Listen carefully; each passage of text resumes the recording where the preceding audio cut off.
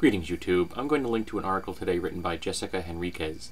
It's her story of being raised in ignorance, of being taught from birth that sex was a shameful thing. She was homeschooled in a theistic home until she was a junior in high school. And then when she finally got to high school, she was exposed to a abstinence-only public school education.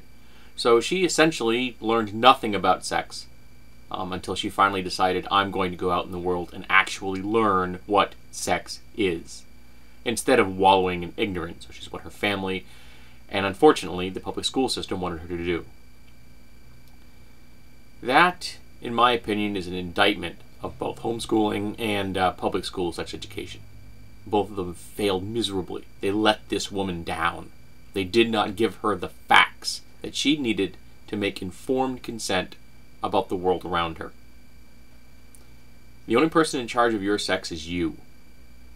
Now, we have age of consent laws in America, and I endorse them. And for my state, it's 16 years old, and I think that's an appropriate age because that's the age you can get a license. If we can trust you with the car, I think we can trust you with your own body. I believe there's a kind of a grace period, so if like a 16-year-old and a 15-year-old are hooking up, 16-year-old isn't necessarily going to be listed as a sex offender, but as if the age gap is much further than that, yes, they're going to be seen as someone exploiting a younger person, because power dynamics are a real thing. Now, ignoring that fairly rare circumstance, that little grace period, obviously when people are exploiting the young, we need to make sure that people understand that their bodies are theirs, and what they do with their bodies are their choice.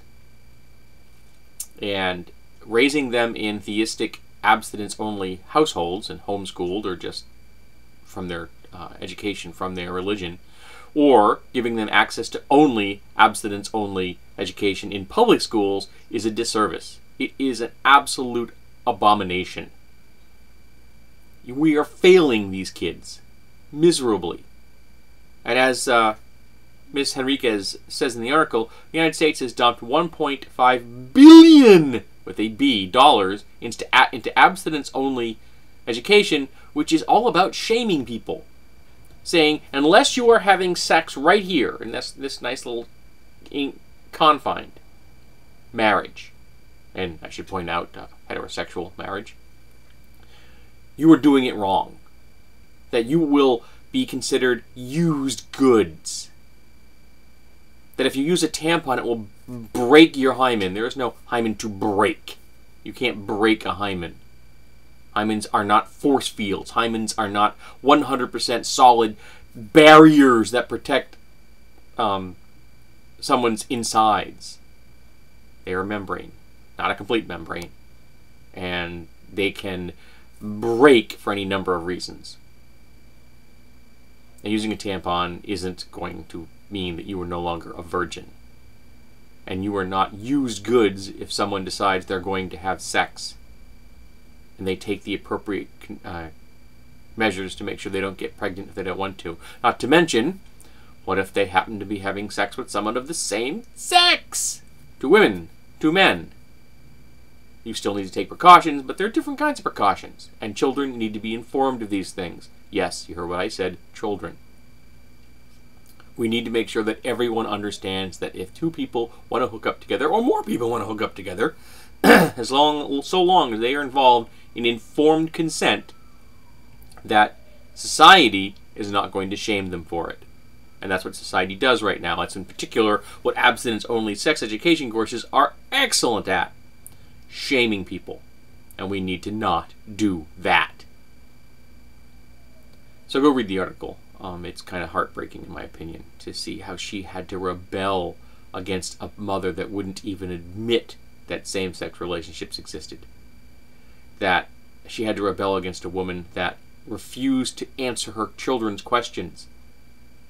Simply, absolutely refused. Just let her children live in a state of ignorance.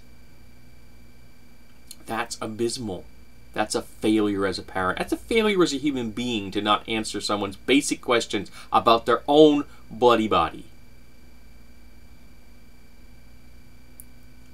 We have a duty to make sure that children of the world are raised as best as possible. And that means answering the hard questions. If you don't want to answer the hard questions, then give them a book that will answer it for them, or send them to someone that will answer it for them. But don't let kids, especially don't let teens, wallow in ignorance, where they have the opportunity to catch STDs or acquire a pregnancy. That in the United States, they are going to be less and less likely to end, because the regressive and social conservative members of our society are limiting more and more access to abortions. We have a duty to do the best for the next generation. And frankly, as in many things, America is doing a horrible job.